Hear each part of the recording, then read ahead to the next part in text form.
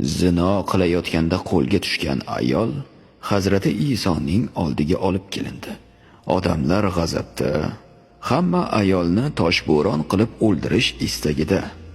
Hazrati Iso esa qavmining istagini rad etmay qo'liga bir tosh oldi-yu yerga doira chizdi va bu doira Allohning izni ila oynaga aylandi va unga qaragan har kim o'tmishda qolgan sirli gunohlarini birin-ketin o'zlari ko'rdi.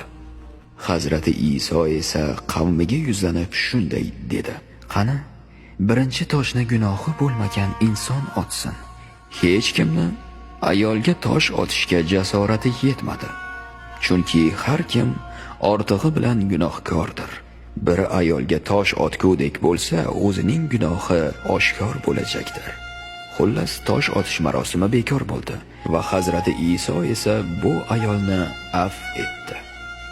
Ha do'stlar, xulosa o'zingizdan. Tushungan tushundi.